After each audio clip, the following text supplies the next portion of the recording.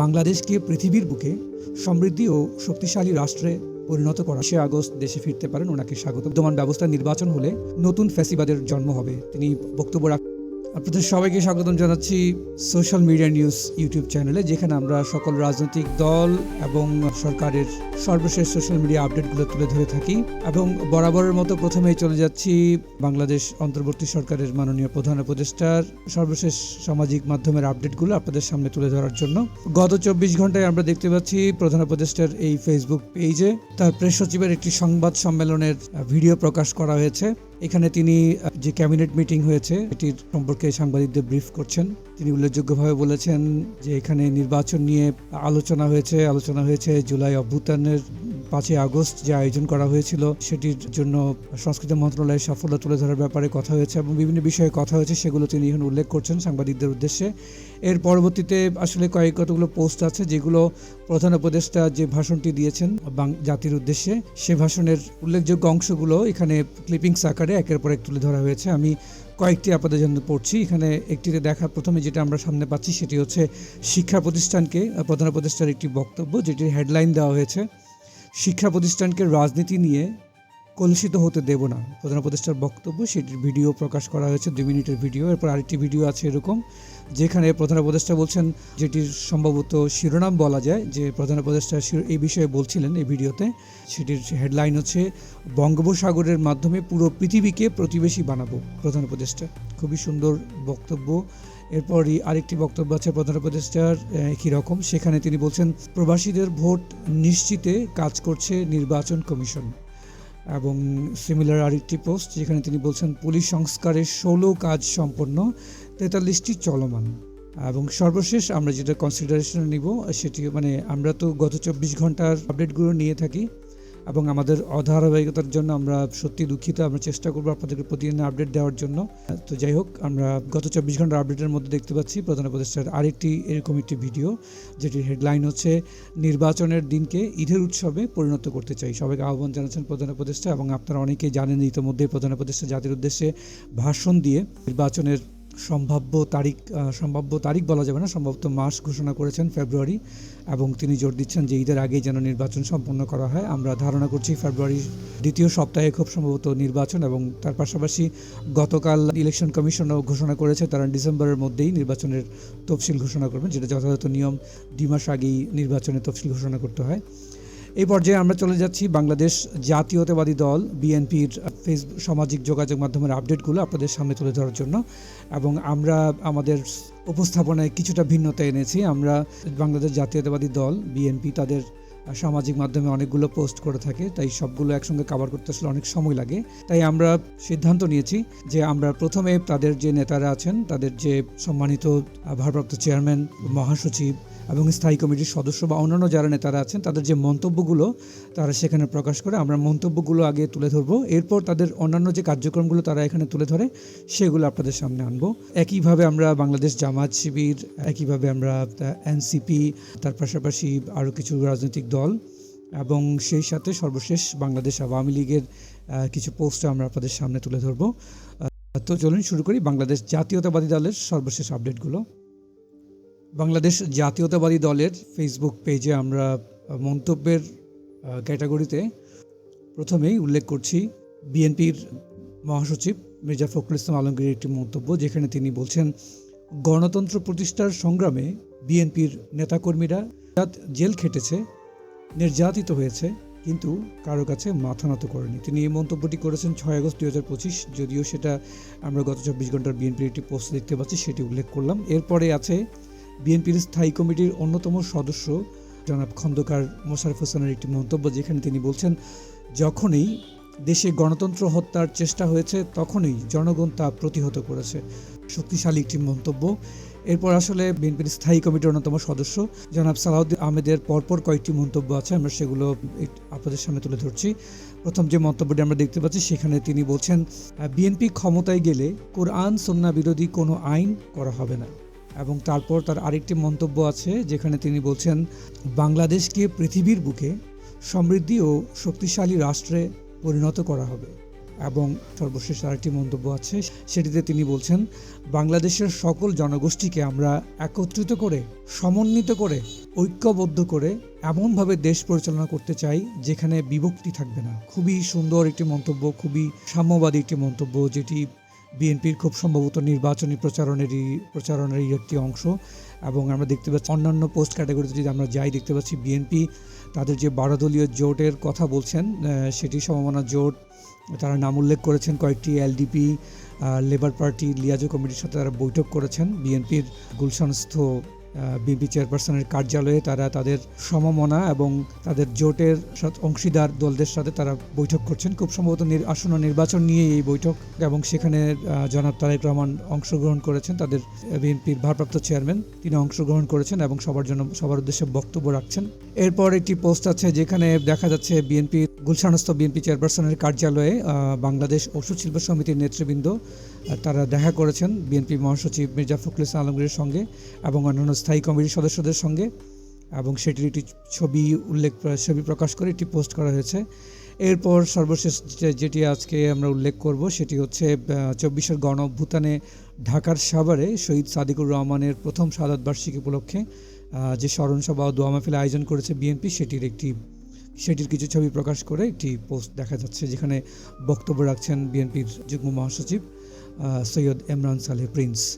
এই ছিল বাংলাদেশ জাতীয়তাবাদী দল বিএনপির সর্বশেষ সোশ্যাল মিডিয়া আপডেট। এবার আমরা চলে যাচ্ছি বাংলাদেশ জামাত ইসলামীর সর্বশেষ সোশ্যাল মিডিয়া আপডেটগুলো আপনাদের সামনে তুলে ধরার জন্য।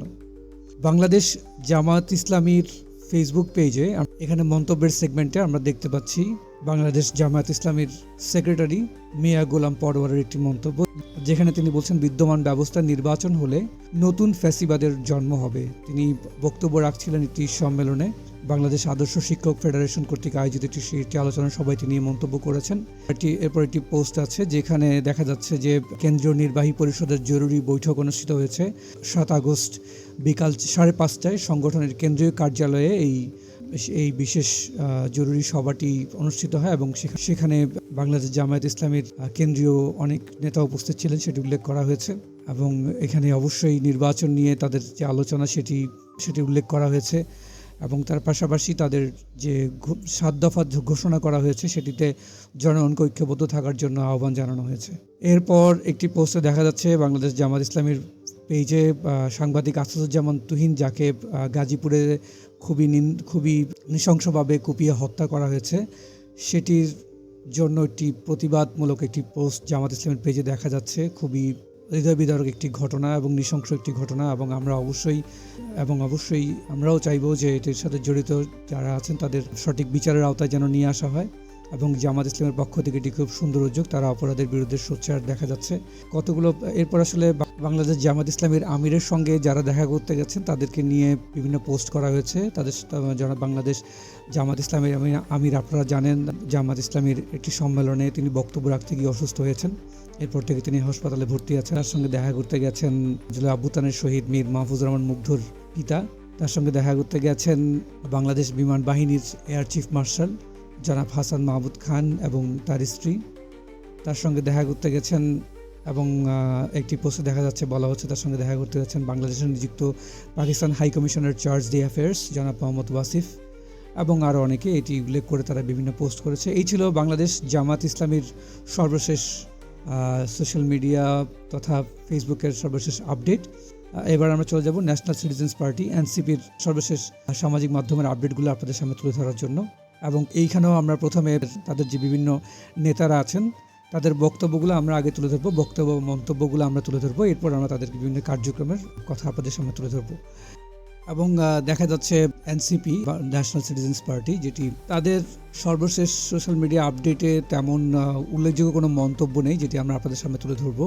সেখানে মূলত তাদের যে আহ্বায়ক আছে জনাব নাহিদ ইসলাম, জুলাই অভ্যুত্থানের সময়ে তাকে যখন তুলে নিয়ে যাওয়া হয়েছিল এবং সে তুলে নিয়ে যাওয়ার পরে তার সাথে যে আচরণ করা হয়েছে, তার উপর যে হামলা করা হয়েছে, তার উপর যে শারীরিক নির্যাতন করা হয়েছে, সেটি তিনি উল্লেখ করেছেন, এবং তার এই বক্তব্যগুলো ধারাবাহিকভাবে বিভিন্ন পার্টে এইখানে তাদের এই ফেসবুক পেজে ধারাবাহিকভাবে প্রকাশ করা হয়েছে, সেটি উল্লেখ করে কয়েকটি পোস্ট আছে, সেগুলো আপনারা চাইলে পড়ে দেখতে পারেন। এরপরে আমরা দেখতে পাচ্ছি একটি ভিন্ন রকম পোস্ট আছে যেটি উল্লেখ করার মতো, সেটি হচ্ছে তেজগাঁও কলেজের শিক্ষার্থীদের উপরে ছাত্রদলের হামলা হয়েছে এবং সে হামলার প্রতিবাদে এনসিপির পক্ষ থেকে বিক্ষোভ মিছিল বের করা হয়েছে এবং সেখানে বক্তব্য রাখছেন ঢাকা মহানগরের উত্তরের সমন্বয়কারী মুনতাসির মাহমুদ। তার সেই বক্তব্যের ভিডিও এবং কিছু তাদের প্রতিবাদের কিছু ভিডিও এখানে প্রকাশ করা হয়েছে।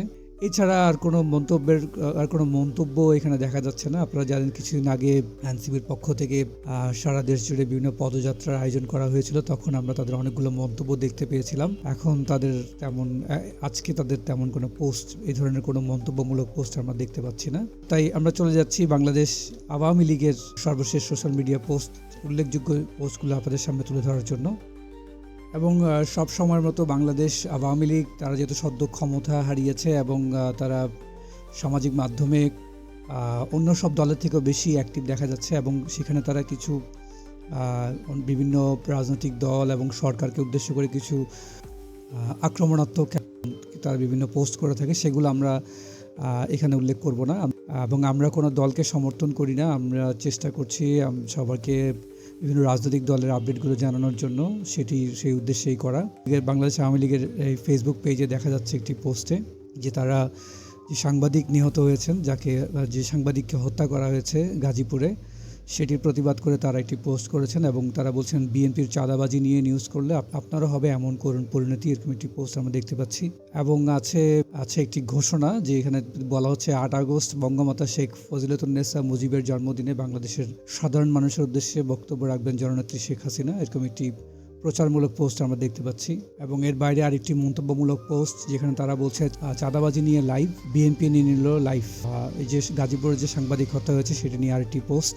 এবং সর্বশেষ উল্লেখযোগ্য সেটি হচ্ছে 15 আগস্ট জাতীয় শোক দিবস, শোককে শক্তিতে পরিণত করে বাংলাদেশকে দখলদার মুক্ত করবই, এরকম একটি প্রতিশ্রুতিমূলক পোস্ট দেখা যাচ্ছে বাংলাদেশ আওয়ামী লীগের পেজে।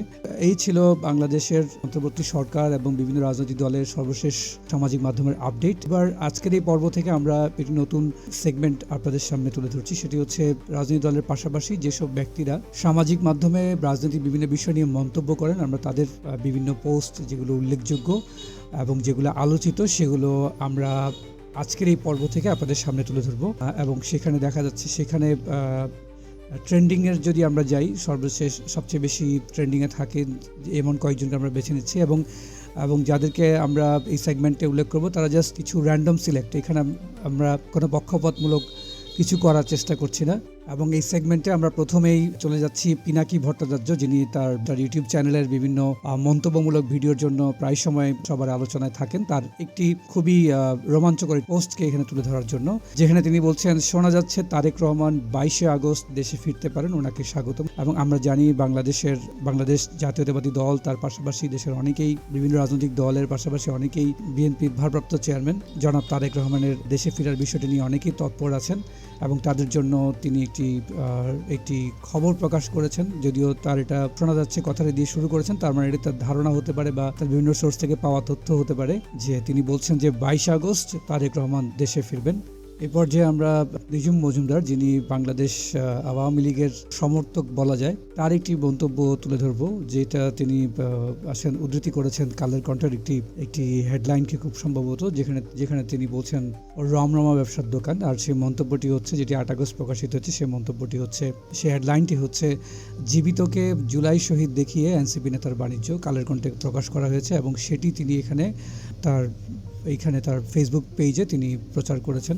এবং এই পর্যায়ে আমরা চলে যাচ্ছি এবং আজকের সর্বশেষ যে এই ফেসবুক পোস্টটি আমরা তুলে ধরবো সেটি হচ্ছে সাংবাদিক ইলিয়াস হোসেনের একটি ফেসবুক পোস্ট, যেখানে তিনি ব্যারিস্টার সুমনকে নিয়ে একটি ভিডিও শেয়ার করেছেন এবং লিখেছেন 3 আগস্ট রাতে 20 রাউন্ড গুলি নিয়ে বের হয়েছিলেন ব্যারিস্টার সুমন, হাসি তামাশা করে বলেছিলেন ছাত্ররা আটকালে 20 রাউন্ড আছে এবং তার সর্বোচ্চ শাস্তি দাবি করেছেন ইলিয়াস হোসেন। সে বিষয়ে একটি পোস্ট আছে। এই ছিল আমাদের আজকের আয়োজন। আমরা সবাইকে ধন্যবাদ আমাদের ভিডিওটি দেখার জন্য এবং আমাদেরকে সমর্থন করার জন্য সবাইকে আহ্বান জানাচ্ছি আমাদের ভিডিওটিতে একটি লাইক এবং আমাদের চ্যানেলটি সাবস্ক্রাইব করার জন্য, সেই সাথে বেল আইকনটিও যেন প্রেস করেন যাতে আপনারা আমাদের আপডেটগুলো সম্পর্কে জানতে পারেন। তার পাশাপাশি আপনারা আমাদের এই অনুষ্ঠানটি কেমন হচ্ছে সে বিষয়ে মন্তব্য করতে পারেন এবং এর পাশাপাশি আপনারা আর কার কার সামাজিক আর কোন কোন রাজনৈতিক দল এবং কোন কোন রাজনৈতিক ব্যক্তিদের সোশ্যাল মিডিয়া আপডেটগুলো আপনারা আমাদের এই চ্যানেলের মাধ্যমে দেখতে চান এবং আপডেটেড থাকতে চান আমাদেরকে অবশ্যই কমেন্ট করে জানাবেন। এর পাশাপাশি আপনাদের অন্য কোনো সাজেশন যদি আমাদের জন্য থাকে অবশ্যই কমেন্টের ঘরে লিখবেন। আপনাদের সবাইকে আমাদের আজকের আয়োজন উপভোগ করার জন্য অসংখ্য ধন্যবাদ। দেখা হবে আগামী এপিসোডে। আল্লাহ হাফিজ।